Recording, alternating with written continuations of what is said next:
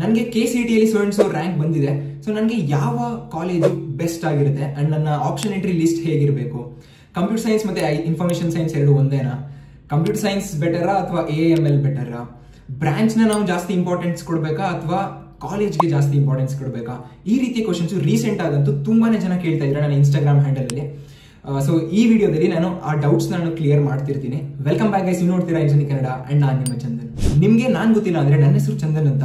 3 startups, Google summer of code, remote internships and 33 LPA are some of my achievements. And ನಾನು ಏನೇ ಹೇಳಿದ್ರು ನನ್ನ personal experience ಮೇಲೆ ಇರುತ್ತೆ. ಸೊ ನೀವೇನಾದ್ರೂ ನಿಮ್ಮ ಇಂಜಿನಿಯರಿಂಗ್ ಜರ್ನಿಯಲ್ಲಿ ಒಬ್ಬ ಮೆಂಟರ್ನ ಹುಡುಕ್ತಾ ಇದ್ರೆ I am one of your options. So ಇವಾಗಲೇ ಚಾನೆಲ್ನ ಸಬ್ಸ್ಕ್ರೈಬ್ ಮಾಡ್ಕೊಳ್ಳಿ ಅಂಡ್ ಸೋಷಿಯಲ್ ಮೀಡಿಯಾ ಹ್ಯಾಂಡಲ್ಸ್ ನಾನು ಡಿಸ್ಕ್ರಿಪ್ಷನ್ ಲಿಂಕ್ ಕೊಟ್ಟಿರ್ತೀನಿ, ಅಲ್ಲಿ ಹೋಗಿ ಫಾಲೋ ಮಾಡಿ. ಸೊ ಸ್ಟಾರ್ಟ್ ಮಾಡೋಕ್ಕೂ ಮೊದಲು ಒಂದು ಡಿಸ್ಕ್ಲೇಮರ್, ನಾನು ಏನೇ ಹೇಳ್ತಿದ್ದೀನಿ ಇದು ನನ್ನ ವ್ಯೂಸ್ ಅಷ್ಟೇ, ಇದನ್ನ ಒಂದು ಕನ್ಸಿಡರೇಷನ್ ಆಗಿ ತಗೊಳ್ಳಿ. ಬಟ್ ಇದ್ರ ಮೇಲೆನೆ ಇದನ್ನ ಬೇಸಿಸ್ ಆಗಿ ಇಟ್ಕೊಂಡು ಕಂಪ್ಲೀಟ್ ಡಿಸಿಷನ್ ಮಾಡಕ್ ಹೋಗ್ಬೇಡಿ. ಆ ಡಿಸಿಷನ್ ನೀವು ರಿಸರ್ಚ್ ಮಾಡಿ ಇದನ್ನು ಸಹ ಇನ್ಫ್ಲೂಯೆನ್ಸ್ ಆಗಿ ಇಟ್ಕೊಂಡು ನೀವು ಫೈನಲ್ ಡಿಸಿಷನ್ ತಗೋಬೇಕಾಗಿರುತ್ತೆ. ಯಾಕಂದ್ರೆ ಇದು ನಿಮ್ಮ ಲೈಫ್. ಹಂಗೆ ಹೇಳ್ತಾ ಇವಾಗ ಸ್ಟಾರ್ಟ್ ಮಾಡೋದಾದ್ರೆ ಫಸ್ಟ್ ಕ್ವಶನ್, ಕಂಪ್ಯೂಟರ್ ಸೈನ್ಸ್ ಮತ್ತೆ ಇನ್ಫಾರ್ಮೇಶನ್ ಸೈನ್ಸ್ ಸೇಮಾ ಅಂತ ಕೇಳಿದೀರಾ?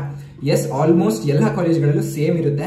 ನಮ್ಗೇನು ಇನ್ಫಾರ್ಮೇಶನ್ ಸೈನ್ಸ್ ಅಲ್ಲಿ ಏನು ಸಬ್ಜೆಕ್ಟ್ಸ್ ಇದೆ ಅದು ಕಂಪ್ಯೂಟರ್ ಸೈನ್ಸ್ ಅಲ್ಲಿ ಇದೆ. ಒಂದು 2-3 ಸಬ್ಜೆಕ್ಟ್ ಏನೋ ಇನ್ಫಾರ್ಮೇಶನ್ ಸೈನ್ಸ್ ಅಲ್ಲಿ ಇರಲಿಲ್ಲ, ಅಟ್ಲೀಸ್ಟ್ ನಮ್ಮ ಕಾಲೇಜಲ್ಲಿ. ಅದೇ ಆಲ್ಮೋಸ್ಟ್ ಎಲ್ಲ ಕಾಲೇಜಸ್ ಅಲ್ಲಿ ಇರುತ್ತೆ ಅಂತ ಅನ್ಕೋತೀನಿ.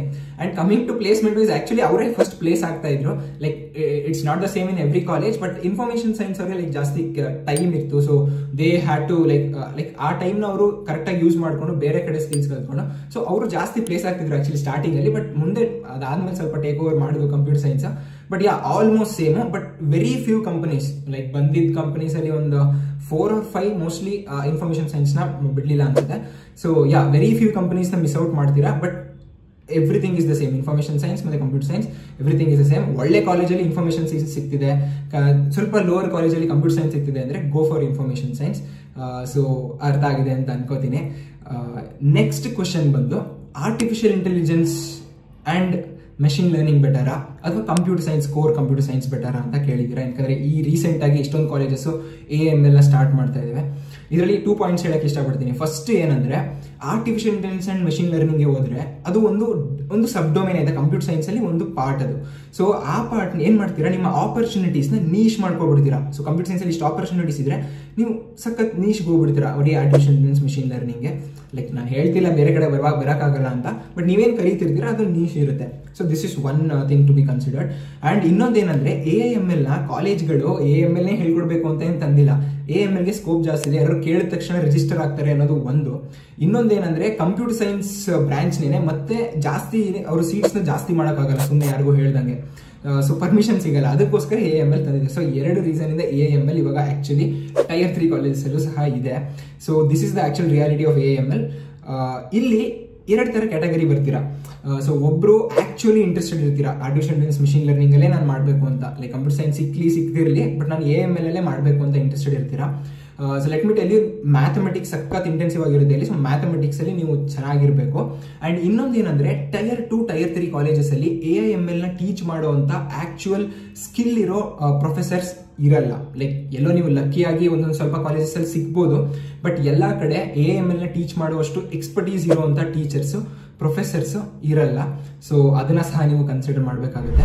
ಎಸ್, AIS ಬೂಮಿಂಗ್, ಎಲ್ಲಾ ಕಡೆ ನೋಡಿದ್ರೆ artificial intelligence, Google artificial intelligence ಅನ್ನತ್ತೆ, ಆಪಲ್ ಆರ್ಟಿಫಿಷಿಯಲ್ ಇಂಟೆಲಿಜೆನ್ಸ್ ಅನ್ನತ್ತೆ. ಸೊ ಸ್ಕೋಪ್ ಜಾಸ್ತಿ ಇದೆ ಅಂತ yes, I can agree with that. But ಒಳ್ಳೆ ಇಂಜಿನಿಯರ್ ಆಗಬೇಕು ನೀವು ಅನ್ನೋದಾದ್ರೆ ನಿಮಗೆ ಕಂಪ್ಯೂಟರ್ ಸೈನ್ಸ್ ನ ಕೋರ್ ಫಂಡಮೆಂಟಲ್ ಸಹ ತುಂಬಾನೇ ಇಂಪಾರ್ಟೆಂಟ್ ಆಗಿರುತ್ತೆ ಆರ್ಟಿಫಿಷಿಯಲ್ ಇಂಟೆಲಿಜೆನ್ಸ್ ಜೊತೆಗೆ. ಇಲ್ಲಿ ಇನ್ನೊಂದು ಕೋರ್ಸ್ ಪಿಕ್ಚರ್ ಬರುತ್ತೆ, BTech in computer science and artificial intelligence ಅಂತ ಎರಡನ್ನೂ ಹೇಳ್ಕೊಡ್ತಾರೆ. ಇದು ಸ್ವಲ್ಪ ಟ್ರೆಡಿಷನಲ್ ಕಾಲೇಜಸ್ ಅಲ್ಲೂ ಸಹ ಇದೆ. ಬಟ್ ಟ್ರೆಡಿಷನಲ್ ಕಾಲೇಜಸ್ ಅಲ್ಲಿ ಸಿಲೆಬಸ್ ನಿಮ್ಗೆ ಗೊತ್ತು, ಅವ್ರು ಏನ್ ಹೇಳ್ಕೊಡ್ತಾರೋ, ಇಂಡಸ್ಟ್ರಿಗೆ ಏನ್ ಬೇಕೋ ಅದ್ರ ಮಧ್ಯ ತುಂಬಾನೇ ಡಿಫ್ರೆನ್ಸ್ ಇದೆ. ನೀವೆಲ್ಲ ಅನ್ಕೊಂಡಿರ್ಬೋದು ನಾನು ಒಂದು ಕಾಲೇಜಿಗೆ ಜಾಯ್ನ್ ಆಗಿ ಒಳ್ಳೆ CGPA ಮೇಂಟೈನ್ ಮಾಡ್ಬಿಟ್ರೆ ನಂಗೆ ಒಂದು ಹೈ ಪೇಯಿಂಗ್ ಜಾಬ್ ಸಿಗುತ್ತೆ ಅಂತ. But CGPA is just a cut off. ಅದು ಆನ್ ಕ್ಯಾಂಪಸ್ ಪ್ಲೇಸ್ಮೆಂಟ್ಸ್ಗೆ ಲೈಕ್ 8.5 ಇರೋರ್ ಮೇಲೆ ಎಲ್ಲಾರನ್ನೂ ಅಲೋ ಮಾಡ್ತಾರೆ ಅಂದ್ರೆ 8.5 ತೆಗ್ದಿರೋನು ಒಂದೇ ಅಂಡ್ ಲೈಕ್ 10 ತೆಗ್ದಿರೋನು ಒಂದೇ. ಅಲ್ಲಿ ಸ್ಕಿಲ್ಸ್ ಮ್ಯಾಟರ್ ಆಗುತ್ತೆ. ಹಾಫ್ ಕ್ಯಾಂಪಸ್ ಅಲ್ಲಂತೂ CGPA ಅಷ್ಟು ಮ್ಯಾಟರ್ ಆಗೋದಿಲ್ಲ. Most of the companies which are doing good in their business. ಈ ಗ್ಯಾಪ್ ನ ಬ್ರಿಡ್ಜ್ ಮಾಡಬೇಕು ಅಂತಾನೆ ಸ್ವಲ್ಪ ಕಾಲೇಜಸ್ಗಳು ಮಾಡರ್ನ್ ಪ್ರಾಕ್ಟಿಕಲ್ ಸಿಲೆಬಸ್ ನ ತರ್ತಿದ್ದಾರೆ. ಸ್ವಲ್ಪ ವಿಡಿಯೋಸ್ ಇಂದ ಹೇಳ್ತಾನೆ ಇದ್ದೀನಿ. ಅಂಡ್ ಲಾಸ್ಟ್ ವಿಡಿಯೋದಲ್ಲಿ ಡಿಸ್ಕಸ್ ಮಾಡಿದ್ವು ನ್ಯೂಟನ್ ಸ್ಕೂಲ್ ಆಫ್ ಟೆಕ್ನಾಲಜಿ ಅವರ BTech in CS and AI degree ಬಗ್ಗೆ. ಈ ಕಾಲೇಜಲ್ಲಿ ಲೈಕ್ ಫಸ್ಟ್ ಇಯರ್ ಸ್ಟೂಡೆಂಟ್ಸ್ ಏನೇ ಅವಾಗಲೇ ICPC ಅಂತ ಕೋಡಿಂಗ್ ಕಾಂಪಿಟೇಷನ್ಸ್, GSOC ಅಂತ ಪ್ರೆಸ್ಟೀಜಿಯಸ್ ಓಪನ್ ಸೋರ್ಸ್ ಪ್ರೋಗ್ರಾಮ್ಸ್ಗೆ ಸೆಲೆಕ್ಟ್ ಆಗಿದ್ದಾರೆ. ಇದೆಲ್ಲ ನಾರ್ಮಲ್ ಕಾಲೇಜಸ್ ಅಲ್ಲಿ ಮಾಡೋದು like second year, third year, fourth year ಅಲ್ಲಿ. ಬಟ್ ಇಲ್ಲಿ ಅವರು ನಿಮ್ಮ 12th ಸಿಲೆಬಸ್ ಇಟ್ಕೊಂಡು ನಿಮ್ಮ ಟೈಮ್ ನ ವೇಸ್ಟ್ ಮಾಡದೆ ನಿಮಗೆ ಕೋಡಿಂಗ್ ಫಂಡಮೆಂಟಲ್ಸ್ ನ ಫಸ್ಟ್ ಇಯರ್ ಅಲ್ಲಿ ಹೇಳ್ಕೊಡೋದ್ರಿಂದ like you can stand out from the crowd, like you can focus on what is actually required. And ಇವರ ಕೋರ್ಸ್ ನ ಮ್ಯಾನ್ ಕಂಪನೀಸ್ ಅಲ್ಲಿ ವರ್ಕ್ ಮಾಡ್ತಾ ಇರುವಂತ ಟೆಕ್ ಎಕ್ಸ್ಪರ್ಟ್ಸ್ ಡಿಸೈನ್ ಮಾಡಿರೋದ್ರಿಂದ ಅಂಡ್ ಇಡೀ ಕೋರ್ಸ್ ಪ್ರಾಜೆಕ್ಟ್ ಓರಿಯೆಂಟೆಡ್ ಆಗಿರೋದ್ರಿಂದ ನಿಮ್ ಸ್ಕಿಲ್ಸ್ ನ ಇಂಪ್ರೂವ್ ಮಾಡೋದು ಅಷ್ಟೇ ಅಲ್ಲದೆ ನಿಮ್ಗೆ ಜಾಬ್ಸ್ ಅಥವಾ ಇಂಟರ್ನ್ಶಿಪ್ ಆಪರ್ಚುನಿಟೀಸ್ ಬರೋ ಚಾನ್ಸಸ್ ನ ಇನ್ಕ್ರೀಸ್ ಮಾಡುತ್ತೆ. ಇವೆಲ್ಲ ಅಚೀವ್ಮೆಂಟ್ಸ್ ನೋಡಿ ಇವರ ಡಿಮ್ಯಾಂಡ್ ಜಾಸ್ತಿ ಆಗಿದ್ರಿಂದ ಇವಾಗ ಡೆಲ್ಲಿ ಆದ್ಮೇಲೆ ಪುಣೆಲೂ ಸಹ ಅವರ ಕ್ಯಾಂಪಸ್ ನ ಓಪನ್ ಮಾಡಿದ್ದಾರೆ. ಈ 100 acre ಕ್ಯಾಂಪಸ್ ಅಲ್ಲಿ ನಿಮ್ಗೆ academic, residential and medical facilities ಎಲ್ಲ ಕವರ್ ಆಗುತ್ತೆ. ಲೈಕ್ ಒಂಥರ ಹೇಳೋದಾದ್ರೆ ಇಂಡಸ್ಟ್ರಿ ಗ್ರೇಡ್ ಪ್ರಾಕ್ಟಿಕಲ್ ಸ್ಕಿಲ್ಸ್ ಕಲಿಯೋಕೆ ನಿಮ್ಗೆ ಏನೇನ್ ಬೇಕೋ ಎಲ್ಲ ಇಲ್ಲಿ ಸಿಗುತ್ತೆ ಅಂತ ಹೇಳ್ಬೋದು.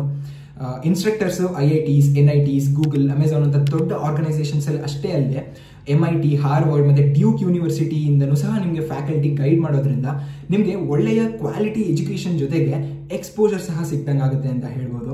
ಅಷ್ಟೇ ಅಲ್ಲ, ಇವ್ರ ಪ್ರೋಗ್ರಾಮ್ ಅಲ್ಲಿ 6 months guaranteed paid internship opportunity provide ಮಾಡ್ತಿದ್ದಾರೆ. ಅಂಡ್ ನೀವೇನಾದ್ರೂ ಸ್ಟಾರ್ಟ್ಅಪ್ ಮಾಡಬೇಕು ಅನ್ನೋ ಒಂದು ಗೋಲ್ನ ಇಟ್ಕೊಂಡಿದ್ರೆ ಇಲ್ಲಿ ನಿಮ್ಮ ಐಡಿಯಾಸ್ನ ಪಿಚ್ ಮಾಡಿ ಅಪ್ ಟು 1 crore ಫಂಡಿಂಗ್ ತಗೊಳ್ಳುವಂತ ಆಪರ್ಚುನಿಟಿ ಸಹ ಇದೆ. ಸೊ ನೀವೇನಾದ್ರೂ ಒಂದು ಹೈ ಕ್ವಾಲಿಟಿ ಇಂಜಿನಿಯರ್ ಆಗಬೇಕು ಅಂತ ಅನ್ಕೊಂಡಿದ್ರೆ ಈಗಲೇ ಡಿಸ್ಕ್ರಿಪ್ಷನ್ ಇರೋ ಲಿಂಕ್ ನ ಕ್ಲಿಕ್ ಮಾಡಿ ನ್ಯೂಟನ್ ಸ್ಕಾಲಾಸ್ಟಿಕ್ ಆಪ್ಟಿಟ್ಯೂಡ್ ಟೆಸ್ಟ್ಗೆ ರಿಜಿಸ್ಟರ್ ಆಗಿ. ಈ ಟೆಸ್ಟ್ ಅಲ್ಲಿ ನಿಮಗೆ ಇಂಗ್ಲಿಷ್, ಮ್ಯಾಥ್ಸ್ ಅಂಡ್ ಆಪ್ಟಿಟ್ಯೂಡ್ ಮೇಲೆ ಕ್ವಶನ್ ಇರುತ್ತೆ. ನಿಮ್ಮ ಈ ಟೆಸ್ಟ್ ಸ್ಕೋರ್ ಮತ್ತೆ ಇಂಟರ್ವ್ಯೂ ಸ್ಕೋರ್ಸ್ ಮೇಲೆ ನಿಮಗೆ up to 100% merit base scholarship ಸಿಗುವಂತ ಚಾನ್ಸ್ ಸಹ ಇದೆ. ಇಂಟ್ರೆಸ್ಟ್ ಇದ್ರೆ ಆದಷ್ಟು ಬೇಗ ರಿಜಿಸ್ಟರ್ ಆಗಿ. July is the last phase. More details ಬೇಕು ಅಂದ್ರೆ ಅವ್ರ ವೆಬ್ಸೈಟ್ ನ ಚೆಕ್ಔಟ್ ಮಾಡಿ ಅಂತ ಹೇಳ್ತಾ ಇವಾಗ ವಿಡಿಯೋ ಬರೋದಾದ್ರೆ, ಸೊ ನೀವು ಆಕ್ಚುಲಿ AML ಅಲ್ಲಿ ಇಂಟ್ರೆಸ್ಟೆಡ್ ಆಗಿ AML ಹೋಗ್ತಾ ಇದ್ರೆ ಅದನ್ನ ಒಳ್ಳೆ ಕಾಲೇಜಲ್ಲಿ ಮಾಡಕ್ ಟ್ರೈ ಮಾಡಿ, ಆದಷ್ಟು ಟೈರ್ 1 ಕಾಲೇಜಸ್ ಅಲ್ಲಿ. ಅಲ್ಲಿ ಸಿಕ್ಲಿಲ್ಲ ಅನ್ನೋದಾದ್ರೆ ನಾರ್ಮಲ್ ಕಂಪ್ಯೂಟರ್ ಸೈನ್ಸ್ ಕೋರ್ಸ್ ತಗೊಂಡು ಸೈಡ್ ಬೈ ಸೈಡ್ ಏನು ಬೇರೆ ಪ್ರಾಜೆಕ್ಟ್ಸ್ ಮಾಡ್ತಿದ್ವಿ, ವೆಬ್ ಡೆವಲಪ್ಮೆಂಟ್, ಆಪ್ ಡೆವಲಪ್ಮೆಂಟ್, ಅದ್ರ ಬದಲು AML ನ ಮಾಡ್ಕೊಂಡು ನೆಕ್ಸ್ಟ್ ಮಾಸ್ಟರ್ಸ್ ಅಲ್ಲಿ AML ನ ಸ್ಪೆಷಲೈಸೇಷನ್ ಆಗಿ ತಗೊಳ್ಳಿ. ಇದು ಒಂದು ರೈಟ್ ಅಪ್ರೋಚ್ ಅಂತ ನನಗನ್ಸುತ್ತೆ. So this is for people who are interested in AML. ಇನ್ನು ಸ್ವಲ್ಪ ಜನ ಇರ್ತೀರಾ ನನಗೆ ಕಂಪ್ಯೂಟರ್ ಸೈನ್ಸ್ ಸಿಗ್ತಿಲ್ಲ ಬಟ್ ಕಂಪ್ಯೂಟರ್ ಸೈನ್ಸ್ ರಿಲೇಟೆಡ್ ಯಾವ ಬ್ರಾಂಚ್ ಆದ್ರೂ ಬೇಕು, ಅದಕ್ಕೋಸ್ಕರ AML ಹೋಗ್ತಿದ್ದೀನಿ ಅಂತ. ನಿಮಗೆ ನಾನು ಸಜೆಸ್ಟ್ ಮಾಡೋದೇನಂದ್ರೆ ಫಸ್ಟ್ ಇಯರ್ ಅಲ್ಲಿ ಆದಷ್ಟು ಲೈಕ್ ಪ್ರಿಪೇರ್ ಆಗಿ, ಲೈಕ್ ಆದಷ್ಟು ಒಳ್ಳೆಯ CGPA ತಗೊಂಡು ಟ್ರೈ ಮಾಡಿ ಬ್ರಾಂಚ್ ನ ಚೇಂಜ್ ಮಾಡೋಕ್ಕೆ. CS ಆಗಲಿಲ್ಲ ಅಂದ್ರೆ ಅಟ್ಲೀಸ್ಟ್ IS ಗಾದ್ರೂ ಚೇಂಜ್ ಮಾಡಿಸ್ಕೊಡಿ. ಸೊ ಚೇಂಜ್ ಆಗಲಿಲ್ಲ ಅನ್ನೋದಾದ್ರೆ ಇನ್ನೊಂದೇನು ಮಾಡ್ಬೋದು ಅಂದ್ರೆ ನೀವು AML ನ ಇಲ್ಲಿ ಕ್ಲಾಸಲ್ಲಿ ಏನು ಅಕಾಡೆಮಿಕ್ಸ್ ನೋಡಿಕೊಂಡು side by side computer science topics ಬೇರೆ ಏನೇನು ಕವರ್ ಮಾಡಬೇಕು ಅದನ್ನ ಸಹ like core of computer science fundamentals ಅದನ್ನ ಸಹ ಕವರ್ ಮಾಡಿ. ಲೈಕ್ AML ಅಲ್ಲೂ ಇರುತ್ತೆ ಕಂಪ್ಯೂಟರ್ ಸೈನ್ಸ್ ಫಂಡಮೆಂಟಲ್ಸ್, ಬಟ್ ನಮಗೇನು computer science core computer science ಅವ್ರಿಗೆ ಇರುತ್ತೆ ಅಷ್ಟಿರಲ್ಲ. ಯಾಕಂದ್ರೆ ಇಲ್ಲಿ ಸ್ವಲ್ಪ ಮ್ಯಾಥ್ಸ್ ಇಂಟೆನ್ಸಿವ್ ಇರುತ್ತೆ ಅಂಡ್ ಲಾಟ್ ಆಫ್ ಅಲ್ಗಾರಿದಮ್ಸ್ ಇರುತ್ತೆ. ನಿಮಗೆ ಒಂದು ಸ್ವಲ್ಪ ಇಷ್ಟೊಂದು ಏನಕ್ಕೆ ಓದಬೇಕು ಅಂತ ಅನ್ಸೋ ಚಾನ್ಸಸ್ ಇರುತ್ತೆ ನೀವು ಇಂಟ್ರೆಸ್ಟೆಡ್ ಇಲ್ಲದೇನೆ AML ಬರ್ತಾ ಇದ್ರೆ. ಸೊ ಅದಕ್ಕೋಸ್ಕರ ಹೇಳ್ತಿದ್ದೀನಿ. ಸೊ ಕ್ಲಿಯರ್ ಮಾಡಿದ್ದೀನಿ ಅನ್ಕೊಂತೀನಿ AML ಮತ್ತೆ ಕಂಪ್ಯೂಟರ್ ಸೈನ್ಸ್ ಡೌಟ್ನ. ಇವಾಗ ನೆಕ್ಸ್ಟ್ ಇಂಪಾರ್ಟೆಂಟ್ ಡೌಟ್ಗೆ ಹೋಗೋದಾದ್ರೆ ಬ್ರಾಂಚ್ ಇಂಪಾರ್ಟೆಂಟಾ ಅಥವಾ ಕಾಲೇಜ್ ಇಂಪಾರ್ಟೆಂಟಾ ಅಂತ ಎಷ್ಟೊಂದು ಜನ ಕೇಳಿದ್ದೀರಾ. ಇದರಲ್ಲಿ 2 ಕ್ಯಾಟಗರಿ ಬರ್ತೀರಾ ನೀವು. ನೀವೇನಾದ್ರೂ ಆವ್ರೇಜ್ ಸ್ಟೂಡೆಂಟ್ ಆಗಿದ್ರೆ, ಅಂದ್ರೆ ನಾನು ಇವಾಗ ಸದ್ಯಕ್ಕೆ ಆವರೇಜ್, ನಂಗೇನು ಅಂತ ಏನು ಕಂಪ್ಯೂಟರ್ ಸೈನ್ಸ್ ಬಗ್ಗೆನೂ ಅಷ್ಟು ಗೊತ್ತಿಲ್ಲ ಅಥವಾ ನಂಗೆ ಇಂಜಿನಿಯರಿಂಗ್ ಬಗ್ಗೆನೇ ಅಷ್ಟು ಗೊತ್ತಿಲ್ಲ, ಬಟ್ ನಾನು ಹೋಗೂ ಸಹ ಕಾಲೇಜ್ಗೆ ಅಲ್ಲೂ ಸಹ ನಾನು ಜಾಸ್ತಿ ಮಾಡ್ತೀನಿ ಅಂತ ನನಗೆ ನಂಬಿಕೆ ಇಲ್ಲ ಅನ್ನೋದಾದ್ರೆ ಒಳ್ಳೆ ಕಾಲೇಜ್ಗೆ ಹೋಗಿ. ನಿಮಗೆ ಕಂಪನೀಸ್ ಬರೋದು ಮುಖ್ಯ ಆನ್ ಕ್ಯಾಂಪಸ್, ನೀವು ಜಾಸ್ತಿ ಮಾಡಲಿಲ್ಲ ಅಂದ್ರೆ. ಸೊ ಆನ್ ಕ್ಯಾಂಪಸ್ ಅಲ್ಲಿ ನೀವು ಆರಾಮಾಗಿ ಪ್ಲೇಸ್ ಆಗ್ಬಿಡ್ಬೋದು, ಏನು ಗೊತ್ತಿಲ್ಲ ಪ್ಲೇಸ್ ಆಗಿರೋರು ಇದ್ದಾರೆ. ಸೊ ಅದಕ್ಕೋಸ್ಕರ ಅದು ಈಸಿ ಆಗುತ್ತೆ. ಬಟ್ ನೀವೇನಾದ್ರೂ ಎಕ್ಸೆಪ್ಷನಲ್ ಆಗ್ತೀನಿ, ನಾನು ಜಾಸ್ತಿ ವರ್ಕ್ ಮಾಡ್ತೀನಿ, ಪಕ್ಕಾ ಮಾಡ್ತೀನಿ, ಲೈಕ್ ಇಂಜಿನಿಯರಿಂಗ್ ಹೋದ್ಮೇಲೆ ಚೇಂಜ್ ಆಗೋರು ಎಷ್ಟೊಂದು ಜನ ಇರ್ತೀರಾ, ಬಟ್ ನಾನು ಚೇಂಜ್ ಆಗಲ್ಲ, ಪಕ್ಕಾ ವರ್ಕ್ ಮಾಡ್ತೀನಿ ಅನ್ನೋದಾದ್ರೆ ಅವಾಗ ಬ್ರಾಂಚ್ಗೆ ಇಂಪಾರ್ಟೆನ್ಸ್ ಕೊಡಿ. ಸ್ವಲ್ಪ ಕಡಿಮೆ college, like lower end college, tyre 3 colleges ಅಲ್ಲೂ ಕಂಪ್ಯೂಟರ್ ಸೈನ್ಸ್ ಸಿಕ್ಕಿದ್ರೆ ಅದಕ್ಕೆ ಹೋಗಿ. ಅದನ್ನ ನಾನು ಸಜೆಸ್ಟ್ ಮಾಡ್ತೀನಿ. ಯಾಕೆ ಅಂದ್ರೆ ಲೈಕ್ ನೀವು ಆಗಲೇ ನೀವು ಸ್ವಲ್ಪ ಬಿಲೀಫ್ ಇದೆ ನಿಮಗೆ, ನೀವು ಏನೋ ಮಾಡ್ಬೋದು ಅಂತ ಹೇಳಿ. ಹಿಂಗಿರ್ಬೇಕಾದ್ರೆ ನೀವು ಅಲ್ಲೂ ಹೋಗಿ ಅದನ್ನ ಆಕ್ಚುಲ್ ಆಗಿ ಇಂಪ್ಲಿಮೆಂಟ್ ಮಾಡಿ ನೀವೆಲ್ಲ ಕಲ್ತ್ಕೊಂಡ್ರೆ ಆಫ್ ಕ್ಯಾಂಪಸ್ ಅಲ್ಲೇ ನಿಮಗೆ ಒಳ್ಳೆ ಆಪರ್ಚುನಿಟಿ ಸಿಗುತ್ತೆ. ಅಂಡ್ ಇಲ್ಲಿ ಕಾಲೇಜ್ ಹುಡುಕ್ಬೇಕಾದ್ರೆ ಇನ್ನೊಂದು ನಿಮಗೆ ಹಿಂಟ್ ಕೊಡೋದೇನಂದ್ರೆ ನೀವು ಆದಷ್ಟು ಅಟೆಂಡೆನ್ಸ್ ನ ಲೆಕ್ಕಕ್ಕೆ ತಗೊಳ್ಳೋದ ನೋಡಿ. ಸ್ವಲ್ಪ ಕಾಲೇಜಸ್ ಅಲ್ಲಿ ಅಂತ ಏನು ಸೀರಿಯಸ್ ಆಗಿ ನೋಡಲ್ಲ ಅಟೆಂಡೆನ್ಸ್ ನ, ಅಂತ ಕಾಲೇಜಸ್ಗೆ ಹೋಗಿ. ಯಾಕಂದ್ರೆ ಆ ಟೈಮ್ ನೀವು ಯೂಸ್ ಮಾಡ್ಕೋಬಹುದು. ನಿಮ್ಗೆ ಅಟೆಂಡೆನ್ಸ್ ಏನಾದರೂ ಅವರು ಫುಲ್ ಸ್ಟ್ರಿಕ್ಟ್ ಮಾಡಿ 85% ಬರಲೇಬೇಕು ಅಂದ್ರೆ ಅಲ್ಲಿ ನಿಮ್ಮ ಟೈಮ್ ತುಂಬಾ ಹೋಗುತ್ತೆ. So that is what I would suggest. So average ಆಗಿದ್ರೆ ಗೋ ಫಾರ್ ಕಾಲೇಜ್, ಅಂಡ್ ನೀವೇನಾದ್ರೂ ಲೈಕ್ ಟಾಪ್ ಅಲ್ಲಿ ಇರ್ತೀನಿ ಅನ್ನೋದಾದ್ರೆ go for branch even if it's a lower end college. Okay, this clears your question. And next question ಬಂದು, ಇದಂತೂ ತುಂಬಾ ಜನ ಕೇಳ್ತೀರಾ, ನಾನು ಲೈವ್ ಬಂದ್ರೂ ಕಮೆಂಟ್ ಸೆಕ್ಷನ್ ಇದೇ ಕ್ವಶನ್ ಇರುತ್ತೆ.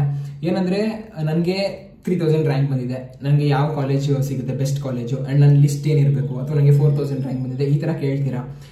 ಇದನ್ನ ಆಕ್ಚುಲಿ ನೀವೇ ರಿಸರ್ಚ್ ಮಾಡಬೇಕು, ಅದು ಫಸ್ಟ್ ಇಂಪಾರ್ಟೆಂಟ್ ಥಿಂಗ್ ಆಯ್ತಾ. ಲೈಕ್ ನಾವಂತೂ ರೆಕಮೆಂಡ್ ಮಾಡೋದು ಸಖತ್ ಕಷ್ಟ. ಯಾಕೆಂದ್ರೆ ಲೈಕ್ ನಾನೇ ಒಂದು ಕಾಲೇಜ್ ರೆಕಮೆಂಡ್ ಮಾಡ್ತೀನಿ, ಲೈಕ್ ನನಗೂ ಅಷ್ಟು ನಾಲೆಡ್ಜ್ ಇಲ್ಲ ಆಯ್ತಾ. ಇವಾಗ ಸದ್ಯಕ್ಕೆ ನಾನು 4 years ಆಯ್ತು KCET ಆಪ್ಷನ್ ಎಂಟ್ರಿ ಎಲ್ಲ ಮಾಡಿ. ಸೊ ನನಗೂ ಅಷ್ಟೇನು ಅಂತ ಏನು ಲೈಕ್ ನಾಲೆಡ್ಜ್ ಇಲ್ಲ ಸದ್ಯಕ್ಕೆ ಏನು ನಡೀತಾ ಇದೆ ಕಾಲೇಜಸ್ಸಲ್ಲೆಲ್ಲ ಅಂತ.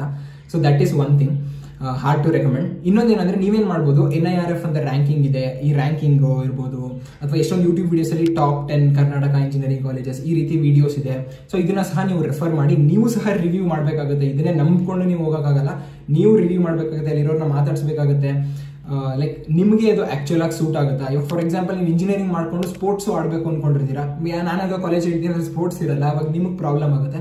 ಅದಕ್ಕೋಸ್ಕರ this should be on your own decision, like ನೀವೇ ಡಿಸಿಷನ್ ಮಾಡಬೇಕಾಗುತ್ತೆ. ಅಂಡ್ ಇನ್ನೊಂದೇನಂದ್ರೆ ನಿಮ್ಗೆ ಯಾವ ಕಾಲೇಜ್ ಸಿಗುತ್ತೆ ಅಂತ ಏನಾದರೂ ನಿಮಗೆ ಡೌಟ್ ಇದ್ರೆ ಲಾಸ್ಟ್ ಇಯರ್ ಕಟ್ ಆಫ್ ನೋಡಿ. ಲೈಕ್ ಪ್ರತಿಯೊಂದು ರೌಂಡ್ ಆದ್ಮೇಲೆ first round, second round, second extended round ಆದ್ಮೇಲೆ ಅದ್ರ ಕಟ್ ಆಫ್ ರಿಲೀಸ್ ಮಾಡಿರ್ತಾರೆ. ಆ ಕಟ್ ಆಫ್ ಡಾಕ್ಯುಮೆಂಟ್ಸ್ ಇನ್ನೂ ಇರುತ್ತೆ, ಸೊ ಸರ್ಚ್ ಮಾಡಿದ್ರೆ ನಿಮಗೆ ಸಿಗುತ್ತೆ. ಸೊ ಆ ಕಟ್ ಆಫ್ ನ ನೋಡಿ. ಅಂಡ್ ಎಷ್ಟೊಂದು ಕಾಲೇಜ್ ಪ್ರಿಡಿಕ್ಟರ್ಸ್ ಇದೆ, ನಿಮ್ಮ ರ್ಯಾಂಕ್ ಹಾಕಿದ್ರೆ ಯಾವ ಕಾಲೇಜ್ ಸಿಗುತ್ತೆ ಅನ್ನೋ ಒಂದು ಪ್ರಿಡಿಕ್ಟರ್ಸ್. ಸೊ ಪ್ರಿಡಿಕ್ಟರ್ಸ್ ನ ಸಹ ಫಾಲೋ ಮಾಡಿ. ಲೈಕ್ ನಾನು ಲಿಂಕ್ ನ ಡಿಸ್ಕ್ರಿಪ್ಷನ್ ಹಾಕಿರ್ತೀನಿ, ಬೇಕಾದ್ರೆ ಸ್ವಲ್ಪ ಪ್ರಿಡಿಕ್ಟರ್ಸ್. ಸೊ ಅದನ್ನ ಯೂಸ್ ಮಾಡ್ಕೋಬಹುದು. ಬಟ್ ಇಲ್ಲಿ ಏನ್ ಹೇಳೋದು ಅನ್ನೋದಾದ್ರೆ, ನಿಮಗೆ ಆ ಪ್ರಿಡಿಕ್ಷನ್ ಅಲ್ಲಿ ಆ ಕಾಲೇಜ್ ಸಿಕ್ಕಿಲ್ಲ ಅಂದ್ರೂ ಆ ಕಾಲೇಜ್ ನಿಮ್ಗೆ ಸಿಗುತ್ತೆ ಅನ್ನೋ ಕಾಲೇಜ್ಗಿಂತ ಬೆಟರ್ ಆಗಿದ್ರೆ ಅದನ್ನ ಆಪ್ಷನ್ ಎಂಟ್ರಿಲಿ ಹಾಕಿ. ಯಾಕಂದ್ರೆ ಆಪ್ಷನ್ ಎಂಟ್ರಿ ಸಾಫ್ಟ್ವೇರ್ ಹೋಗೋದು ಮೇಲಿಂದ ಕೆಳಗೆ. ಲೈಕ್ ನಿಮ್ಗೆ ಚಾನ್ಸ್ ಇರ್ಬೋದು, ಯಾರು ಅಪ್ಲೈ ಮಾಡಿಲ್ಲ ನಿಮ್ಮ ಕ್ಯಾಟಗರಿಯಿಂದ ಅಂದ್ರೆ ನಿಮ್ಗೆ ಆರಾಮಾಗಿ ಆ ಸೀಟ್ ಸಿಕ್ಬಿಡುತ್ತೆ. ನಿಮಗೆ 30,000 ರ್ಯಾಂಕ್ ಇದ್ರೆ ಯಾರು ಇಲ್ಲ ಅಂದ್ರೆ ನಿಮಗೆ ಸಿಗುತ್ತೆ ಸೀಟ್. ಸೊ ಆ ತರ ನಡೆಯುತ್ತೆ. ಸೊ ನಂಗೆ ಇದು ಸಿಗಲ್ಲ ಅಂದ ತಕ್ಷಣ ಆ ಕಾಲೇಜ್ನ ಆಪ್ಷನ್ ಎಂಟ್ರಿ ಲಿಸ್ಟ್ ಅಲ್ಲಿ ಹಾಕಕ್ ಹೋಗದೆ ಇರೋದು, ಈ ರೀತಿ ಮಾಡ್ಕೊಳಕ್ ಹೋಗ್ಬೇಡಿ. ಸೊ ಅದನ್ನ ಸಹ ಹಾಕಿ. ಸೊ ಎಲ್ಲ ಡೌಟ್ಸ್ ನ ಕ್ಲಿಯರ್ ಮಾಡಿದೀನಿ ಅಂತ ಅನ್ಕೋತೀನಿ. ನೀವು ಬೇರೆ ಏನೇ ಡೌಟ್ಸ್ ಇದ್ರು ಕಮೆಂಟ್ ಸೆಕ್ಷನ್ ಅಲ್ಲಿ ಪೋಸ್ಟ್ ಮಾಡಿ. ಇಂಜಿನಿಯರಿಂಗ್ ಇನ್ ಕನ್ನಡ ಅಂತ ಇನ್ಸ್ಟಾಗ್ರಾಮ್ ಅಲ್ಲಿ ಹ್ಯಾಂಡಲ್ ಇದೆ, ಸೊ ಅದನ್ನ ಸಹ ಫಾಲೋ ಮಾಡಿ. ಇಲ್ಲಿವರೆಗೂ ವಿಡಿಯೋ ನೋಡಿದೀರಾ ಅಂದ್ರೆ ವಿಡಿಯೋ ಲೈಕ್ ಮಾಡಿ ಅಂತ ಹೇಳ್ತಾ ವಿಡಿಯೋನ ಮುಗಿಸೋಣ. Thank you.